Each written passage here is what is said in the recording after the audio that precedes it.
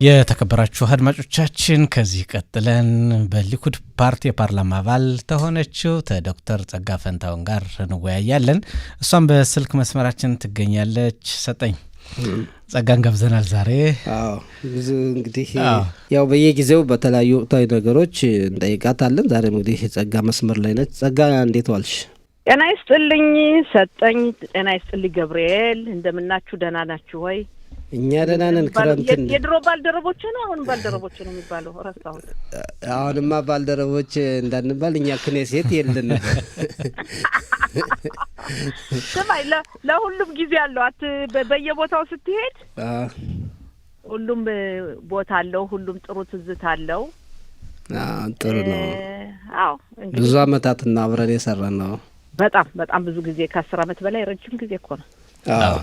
ጥሩ እንግዲህ የተለያዩ ጥያቄዎች እነሳሉ በህብረተሰባችን የሚነሱት። አንደኛው እንደውም በዚህ 2 ወር ውስጥ ብዙ መነጋገሪያ የሆነው ያሊያ ጉዳይ ነውና እንደውም እናንተ እንድንጠይቅ አድማጮቻችን ብዙ ጊዜ ይጠይቁናልና ለምንድነው እስካሁን ብዙ ሰዎች አልመጡም? በተለይ ብዙ የክኔሴት አባላት አሁን ባሉን ጊዜ ያሊያው ጉዳይ ቆሟል ይላሉና እዚህ ላይ ምላሽሽ ምንድነው ጸጋ? ተመልከት፣ ሰዎቹ የሚጠይቁት ትክክለኛ ናቸው። መጠየቃቸው ትክክልም ተገቢ ነው። ነገር ግን ቀደምም ብዙ ጊዜም ተናግሬያለሁኝ። አንደኛ በእውነት የጦርነቱ ጊዜ ነበረ። ከዛ ውጭ ስትሄድ ያሊያው ጉዳይ ከጥንት ጀምሮ ውስብስብ ነው። አሁን አይደለም። ውስብስብነቱ ምንድነው? ወደ እስራኤል ሀገር የሚመጣ ህዝብ የአመጣጥ ሁኔታ ሆካሽቡትና ሆካክኒሳ የምንለው ነው። ይሄ የታወቀ ነው። ሆካሽቡት የሚባለው በ1950 ዓመተ ምህረት የተደነገገ ነው። እንግዲህ ያ ማለት ስንት ዓመት እንዳለፈ ራሳችን እንግዲህ መገመት እንችላለን። በዚህ ህግ መሰረት የሚመጣው የይሁዲ ራሱ ይሁዲ የሆነ ወይም የይሁዲ ልጅ የሆነ ወይም የይሁዲ የልጅ ልጅ የሆነ ነው።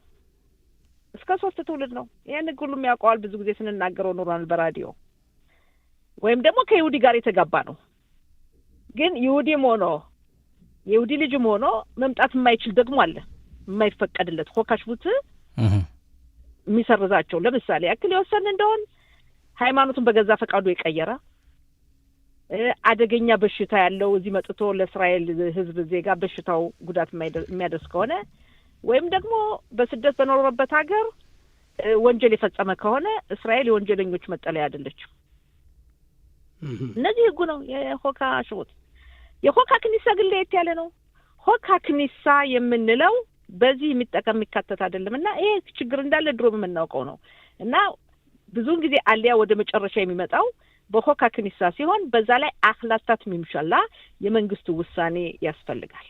ያ አክላታት ሚምሻላ የሚወሰነው በመንግስት በካቢኔ ሚኒስትሮች ነው።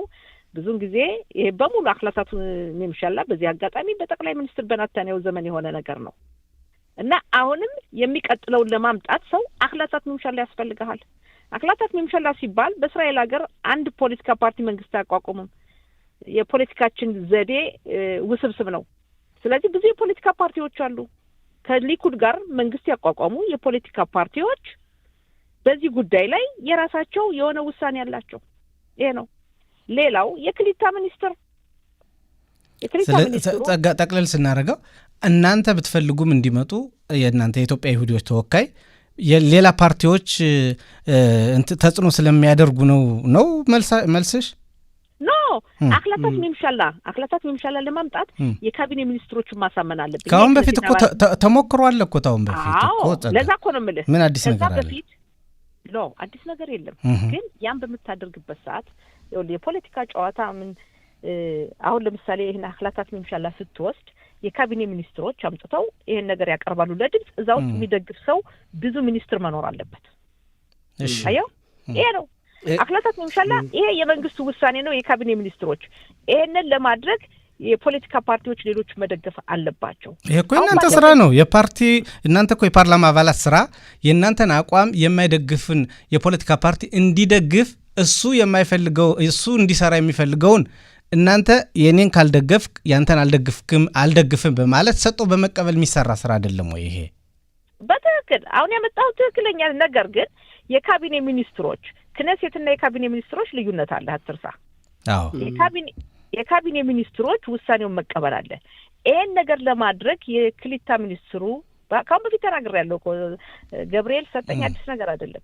የካቢኔ የክሊታ ሚኒስትሩ ባለፈው ጊዜ የሆነ ፕሮጀክተር ክናፎ የሚባል ሰው መድበው መዝገቡን በሙሉ ቀርቦ በክነሴት በባዳት አሊያ በክሊታ ውይይት ሁሉ ተካሂዶ በአሁኑ ሰዓት ኢትዮጵያ 19000 ሰዎች አሉ።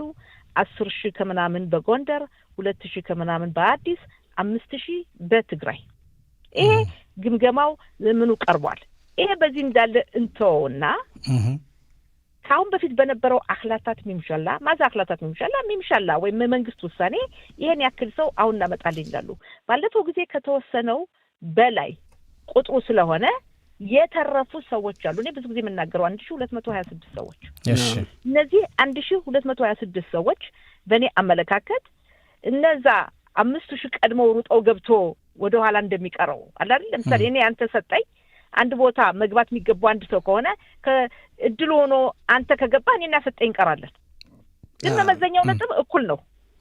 ስለዚህ እነዚህ የሚያሟሉ ሰዎችን ማምጣት አለ በሚለው ነው በእኔ ከፍተኛ ማለት ትግሬ የማደርገው። አሁንም ቢሆን ብዙ ጭቅጭቅ ያለ በዚህ ጉዳይ ነው። እነዚህ ሰዎች መስፈርቱን የሚያሟሉ ናቸው። ይሄን ነገር አጣርቶ ማምጣት ያስፈልጋል። በዚህ ቃሌ ቆይ ሰጠኝ ይቅርታ እንዴ በዚህ ቃሌ በትግሬ ላይ በዚህ ጉዳይ አለውበት። በአጠቃላይ ግን ያለው ሁኔታ ውስብስብ። ሌላው የሚገርማችሁ ልንገራችሁ፣ ሆካሽቡት የሚመለከታቸው ሰዎች በሆካ ክኒሳ የተመዘገቡ ማአት ሰዎች አሉ። በጣም ብዙ ሰዎች የኢትዮጵያ እንትን ውስብስብ ሊሆን ይችላል። ጸጋ ግን አሁን በሆካ እኔ ልንገራችሁ ብዙ ሰዎች በመጥተው አነጋግረውኝ በትክክለኛ ሆካሽቡት ይመለከታቸዋል። እሺ ግን እሺ እዚህ ላይ ጸጋ አሁን አድማጮች እነን ያንተን ድጋፍ አያስፈልጋቸውም የመንግስት ድጋፍ በህጉ መሰረት መምጣት አለባቸው። ይሄ ሆካሽቡት የሚመለከታቸው በሆካሽ ክኒሳ የተመዘገቡትንም ማስተካከል ያስፈልጋል። ጸጋ አሁን ብዙ አድማጮቻችን ከሚጠይቁት ነገር ሁለት የክኔሴት አባላት በጥምር መንግስቱ አሉ። አንድ ደግሞ ተቀናቃኝ ብትሆንም ተባብረው ቢያንስ እንኳን የተመዘገቡትን ማስመጣት ያልቻሉት ለምንድን ነው? በዚህ ጊዜ ቢያንስ እንኳን አሁን ቅድም የጠቀሻቸው 1200 የሚሆኑት መምጣት ነበረባቸው እና ይህንን ትብብር ስላላሳዩ ነው የሚሉ ቅራኔዎች ይሰማል ከህብረተሰቡ። እስካሁን ለምንድን ነው እነዚህ እንኳን ቢያንስ የበጀት ጉዳይ ነው እንጂ መስፈርቱ እንደሚያሟሉ ነበር ሲነገር የነበር። ለምንድን ነው እንዲመጡ ትግል ያልተደረገው ባለፉት 3 ዓመታት? አንድ ጥያቄ አንደኛ ትግል ተደርጓል። ብዙ ውይይት ተካሂዷል። ፕሮቶኮሉ ግልጽ ነው፣ የተደበቀ አይደለም። ውይይቱ በቪዲዮ በደንብ ለባሩጻ ክነሴት ተሰራጨ ቆየ ነው። ምን አይነት ውይይት እንደተካሄደ ሁሉ አለ። ይሄ ያለ ነገር ነው። ውጤት አለ ብትለኝ የለም፣ ያ ነው። ልክ የሃይማኖት ካሳው ጉዳይ ምን ማወዳደር አይደለም። እሷን በተመለከተ ብዙ ትግል ነው የሚደረገው፣ ግን አላገኘናትም። ገባ እና ስራ ይሰራል። ለምሳሌ ልንገርህ፣ አንዳንድ ሰዎች በሰዎቹ በኩል ስትሄድ ትክክል ነህ። እኔም በእነሱ ቦታ በሆን እንደዛ ነው የምጠይቀው። ነገር ግን አንድ ነገር አለ። በፖለቲካ በምትጫወትበት ሰዓት በእውነትም ብዙም ጊዜ ሄደው በጦርነቱ ጊዜ ነው ያሁኑ። በማንኛውም ዙሪያ ብዙ ህግጋትን እንኳን መደንገግ አልቻልክም። ብዙ ነገር እኔ እግዚአብሔር ይመስገን በእውነትም ጥንካሬና ተዘጋጅቼ በመምጣቴ ትልልቅ ህጎችን አስተላልፌያለሁ። ገባ እና አንዳንድ ጊዜ ተዘጋጅተህ የምትመጣው አለ። አንዳንድ ጊዜ እንዳሰብከው ሳይሆን ጊዜው በሂደት የሚመጡ ነገሮች አሉ። ምሳሌ ብሰጥህ እኔ አሁን ባለፈው ሳምንት ያስተላለፍኩት ህግ የአፖትሮፑስ ይሄ በአካል ጉዳተኛ በእነሱ ፈንታ ወይም ባዛውንቶች በእናቶቻችን በአባቶቻችን በሽማግሌዎች ፈንታ እነሱ አሁን አንዴ ላስረዳ ጠይቃችሁኛል ጊዜ ያንን ለማድረግ አዛውንቶች እርዳታ እንዲያገኝ እነሱን የሚወክለው ሰው ያለ ችግር ገንዘብ እንዲያወጣ አካል ጉዳት የደረሰበትም ይሄንን ህግ አስቤበት አልነበረም። በሂደት የመጣ ነው። ገባ እና አንዳንድ ጊዜ በሂደት የሚመጡ ብዙ የሚሰሩ ነገሮች አሉ። ግን ሰው አያየውም። ይሄን የፖሊስ ፋይል የወጣቶቹን አዘጋው በአፍጋና የሆነው ያለ ምሳሌ ቀደም አስቤበት የመጣሁት ነው። ምሳሌ በሰጠህ በሶሮካ ሆስፒታል የካብላን ሰራተኞች ጸጋ አሁን እየሰራሻቸው ያለችው እየሰራሽ የመጣሻቸው ነገሮች ገደል መጣል አይደለም፣ ወይም ደግሞ አልሰራችም አይደለም። አሁን ጥያቄው ዛሬኛ እንድንወያይ የምንፈልገው ለምሳሌ አንቺን ስለምንጠይቅ በአንቺ ስም እናውራ፣ ሌሎችም እንዳንቺ ሆነው ይስሙን። ጠጋ በእስራኤል ፓርላማ ተወክላ ለእስራኤልና ለእሷም ትርጉም አለው ብላ በምታስብበት ጉዳይ ላይ ወደ ተለያዩ ሀገሮች በረራዎችን ጉዞዎችን ስታደርግ እናያለን ለሀገሯ ጥቅም ለማስገኘት። በአሁኑ ሰዓት የኢትዮጵያ ይሁዲዎች በተለያዩ ችግሮች የተነሳ ወደ እስራኤል ማምጣት ባይቻል እንኳ አጀንዳ የምትላቸው ጉዳዮች መካከል አንዱ ቢሆኑ ኑሮ ኢትዮጵያ ድረስ ሄዳ ለእናንተ እየታገልኩ ነው፣ ለእናንተ እየሰራሁ ነው፣ አይዟችሁ ብላ ተስፋ ሰጣ መምጣት ትችል ነበር። ይሄ ሁላ ራሱ ትንሽ ታመኝነት ያሳጣዋል የሚያደርጉትን። ስለዚህ ነው ትችቶች የሚሰነዘሩ። ጸጋ ገብርኤል የጠየቀው ጥያቄ ትክክል ነው። እኔ ደግሞ የምመልስልህ መልስ ማዳመጥ አለብህ። አዳምጣለሁ። ግን ይሄ ነው ገብርኤል ነው የጠየቀው። ገብርኤል ይቅርታ ነው ማዳመጥ መቻል አለብህ። ለጠየቀኝ ጥያቄ መልስ ስሰጥ እሺ፣ በእስራኤል ሀገር ያለንበት ተጨባጭ ሁኔታ አልኩ። በአስበህበት ምትገባለህ፣ በሂደት ይመጣል። በሀገራችን እስራኤል ጥቅምት 7 ቀን የዛሬ 2 ዓመት ይሄን የመሰለ እልቂት፣ ጉዳት፣ ጦርነት ይመጣል ብሎ ያሰበ አንድም ሰው አልነበረም። ያ በመምጣቱ ጉዳይ ከሁሉም በበለጠ የሀገራችን ህልውና አገራችን መጠበቅ እዚህ አገር ስላለን ነው የምንወያየው። አገር ስላለን ነው ወገን የሚመጣው። አገር ስላለን ነው የምንነጋገረው። ይሄነት ትኩረት ከዛም ወታደሮቻችን ያለቁብን፣ ዜጎቻችን ያለቁብን፣ ልጆቻችን ውትድርና እየሄዱ የሚያገለግሉ የሞቱት፣ ይሄ ሁሉ ያልተጠበቀ የሚመጣብህ ነገር አለ። ገባ? ሁል ጊዜ እንደ ኮምፒውተር ተዘጋጅተህ አይደለም የምትመጣው። ይሄ ስራ ስለሆነ በሂደት የሚመጣል። ምሳሌ አሁን ስለ ኢራን ጉዳይ እየተነጋገር ነው አይደል? በአገራችን በሂደት የሚመጣ ብዙ ነገር አለ። አንድ ነገር እናንተ ስለፈለጋችሁት ወይም የተወሰነ ሰው ስለፈለገ በዛ ጉዳይ የሚሆን አይደለም። ቅድም ምሳሌ የሰጠው ይሄን ነው። በሂደት በሂደት ሲሆን ጸጋ ግልጽ እንዲሆን በሂደት ስትይ እናንተ ውስጥ ለውስጥ እየሰራችሁ ይፋ የሚሆን ነገር አለ ማለት ነው ወይስ ጊዜ ሲደርስ ይሆናል ማለት ነው? ምን ማለት ነው በሂደት ማለት? ኦኬ፣ በሂደት ማለት አቅደው ያልገባው ነገር ይመጣል በመካከል። ጦርነቱን አላቀድነው ማለት ጦርነቱን አላቀድነውም። ከ1200 በላይ ወገናችን አለቀ። 251 ሰው ተጠለፈብን። ከዛ ውትድርና መጣ። በመኖሪያ ቤታቸው የተፈናቀሉ በደቡብ ክፍል በሰሜኑ መጡ። ይሄን አላሰብነውም፣ አልጠበቅነውም።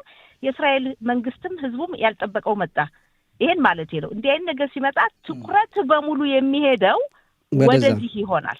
ያ ማለት ነው። ልክ ነሽ ጸጋ። አብዛኛው ትኩረት የሀገሪቱም ወደዛ ይሆናል። አሁን እንደዚህም ሆኖ ግን ከሌላ ሀገሮች አልያው አለ። አሁን አገሪቱ በጦርነት ናት ተብሎ ባለፉት 3 ዓመታት 2 ዓመት ከምናምን ሌላ ሀገር ማይመጣ ቢሆን ኖሮ አሁን ያልሽው ነገር ልክ ነው። አገሪቱም ትኩረት ያደረገችው 100% ወደዛ ነው እንል ነበር። አልያው ግን አሁንም ሌላ ሀገር ውስጥ ይካሄዳል። የኢትዮጵያው ብቻ ነው እንትን ያለ እና አሁን ለወደፊት ተስፋ አለ ወይ? ለ1000 ሆነ ለ2000 ሆነ ምን ተስፋ አለ? አሁን አንቺም ባልደረቦችሽ የምታደርጉት እንቅስቃሴ ሰጠኝ። ጥሩ ጥያቄ ነው የጠየቀው። ከሌላ ሀገር አልያ እንደሚመጣና ከኛ እንዳልመጣን የራሴ በክነሴት ንግግር አድርጌያለሁ። ለዛ ምክንያት የሆነው ቀደም የገለጽኩልህ ነው። ሆካ ሽቡትና ሆካ ክኒሳ ነው። አሁን መደረግ ያለበት እነዚህን ሰዎች ለማምጣት አክላታት መምሻላ ማድረግ አለብን። ሆካ ሽቡት ቢሆን ኖሮ ከሌላ ሀገር እንደሚመጣው ይመጡ ነበር። አብዛኛው ለምሳሌ በኢትዮጵያ ሆካ ሽቡት የሚመለከታቸው በሆካ ክኒሳ የተመዘገቡ አሉ። አየው ይሄም አለ እና አሁን የጠየቀው ጥያቄ ትክክለኛ ጥያቄ ነው። ለምንድን ነው ብትል እነዚህ ሰዎች ከመጀመሪያው ሲመዘገቡ በሆካ ሽቡት ቢሆኑ ኖሮ ሁሉም ባይሆኑ የሚገባቸው ይመጡ ነበረ። ለምሳሌ አሁን በዚህ አመት ባለፈው በ2025 የመጡ አሉ። ሆካ ሽቡት የሚመለከታቸው ከኢትዮጵያ ጭራሽ አልመጣም አንልም፣ ግን አመዘጋገቡ ይሄ ጎድቷቸዋል። አብዛኛዎቹ እንደኔ አመለካከት ሆካ ክኒሳውንም መታገል ያስፈልጋል። ሆካ በስተት የተመዘገቡትን የሆካ ሽቡት ሰዎች ብዙ ናቸው። እነዚህንም በሆካ ሽቡት እንዲሆን ማስተካከል ያስፈልጋል። ይሄ ማስተካከል እንዳለ ሆኖ አሁን ተስፋ ለ1200ዎቹ በቅርቡ ወይስ ያው ገና መንግስት እስካልወሰነ ድረስ ምንም የሚጨበጥ ነገር የለም ማለት ይቻላል? ተመልከት፣ በዚህ ጉዳይ ላይ ያለውን እንንገርህ። የአክላታት መምሻላ ያስፈልጋል። እኔ ተስፋ ማደርገው በዚህ ነው። ብዙንም ጊዜ በዚህ ጉዳይም ከሚመለከታቸው አካል ጋር ተነጋግሬያለሁ። ይሄ ነው ብዬ ሰዎቹ ይመጣሉ ወይም ነገ ዛሬ ብዬ ጊዜው ሳይቀር መንገር አልፈልግም። በዚህ ጉዳይ ላይ የማስኪራ መምሻላ ዮሴፍ ፉክስ ጋር ብዙ ነው የተቀመጥነው። በዚህ ጉዳይ በሰው አክላታ ስታመጣ የመምሻላው ማስኪር ሁኔታውን አዘጋጅቶ ማምጣት አለበት እና ይሄ ነው ያለው። በእኔ በኩል እነዚህ ሰዎች 226 ሰዎች ሆካሽቡት ባይሆኑም መምጣት አለባቸው። ለምንድነው ብትል ምስራዳ ፕኒን አጣርቶ ከሚክሳው ከነበረው ቁጥር የቀሩ ናቸው። እናንተ አሁን ያለን ጊዜ አጭር ስለሆነ በአሁኑ ሰዓት እናንተ በክነሴት የምትገኙ የኢትዮጵያ ተወላጆች ወይም ኢትዮጵያ ይሁዲዎች 3 ናችሁ። እያቸውማ አንድ ነገር ምሳሌ ልስጥሽ። ለጋራ ጥቅማቸው ሲሆን ሻስ ወይም የሐረሪ ፓርቲዎች የሚባሉት ብትንትን ያሉት ለጋራ ጥቅማቸው ሲሆን አንድ ይሆናሉ። የአረቦችን ፓርቲ ብትወስጂ አሁን ብትንትን ብለው የነበሩት ለጋራ ጥቅማቸው ሲሆን አሁን አንድ እንሆናለን እያሉ ነው።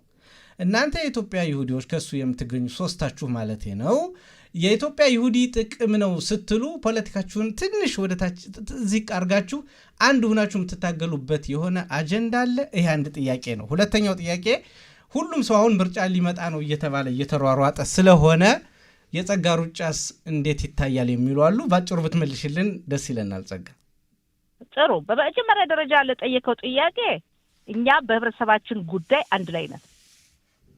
በህብረተሰቡ ዙሪያ በእኛ መካከል 3ታችንም ከተለያየ ፖለቲካ ፓርቲ ብንሆንም 3ታችንም ርዕዮተ ዓለማችን የተለያየ ቢሆንም የፓርቲያችን እንደማንኛውም አረቦችም እኮ ራም ባላድ እነዚህ በሙሉ የተለያዩ የፖለቲካ ፓርቲዎች አንድ አይደለም ርዕዮተ ዓለማቸው ወቆ ይገባኛል። ለጥቅማቸው ግን ይገናኛሉ። ቆይ ገብርኤል ጠይቃል፣ መልስ መቀበል አለብህ። የአረቦች የፖለቲካ ፓርቲ የተለያዩ ናቸው። ማንሱር አባስ ከእስራኤል ጋር በሰላም እኖራለሁ ብሎ ባለፈው ጥምር መንግስት ገብቷል። ሌሎቹ በእስራኤል መንግስት እንኳን ሊገቡ ምንም አይፈልጉም። ቲቢን ውሰድ፣ ሌሎቹም ያላቸው በጋራቸው ጥቅም አንድ አለ። የኛም የሊኩድ ፓርቲን ርዕዮተ ዓለም እኔ ነኝ ያለሁበት የርዕዮተ ዓለም ግን ጽዮኑ ተዳቲት ሞሻለ ያለና አመለካከታችን በህብረተሰቡ ጉዳይ አለያን በተመለከተ እናንተ ስለማትመጡ እኮ ነው። እናንተ እሱ ማይክሮፎን ናችሁ እንጂ ክነሴት በባዳ መጣችሁ ብታዩ ያለው ውይይት በዚህ ጉዳይ ጸጋ ፓራሻት አሻባ የምናቀርብበት ሰዓት ደረሰና ለምን ሰፊ ጊዜ አልሰጣችሁኝ? እንጠራሻለን። ችግር የለውም። እናንተ ትጠሩኝና በግማሽ ወሬ ይቀራል። እዛ ደግሞ በሚቀጥለው አይ ባለፈው ገብታለች ጸጋነን አሁን ኃላፊነቱን እንወስዳለን። አዘጋጅታችሁ እኔ አሁን ለዚህ መልስ መስጠት እንድችል በዝርዝር ያለውን እንጂ እናቀርባለን። ህዝቡንም አላስረዳ ነው ማለት ነው። ሰዓቱ አንሷል። በሚቀጥለው እናስተካክላለን። ሻባት ሻሎም ጸጋ። በዚህ አጋጣሚ ሻባት ሻሎም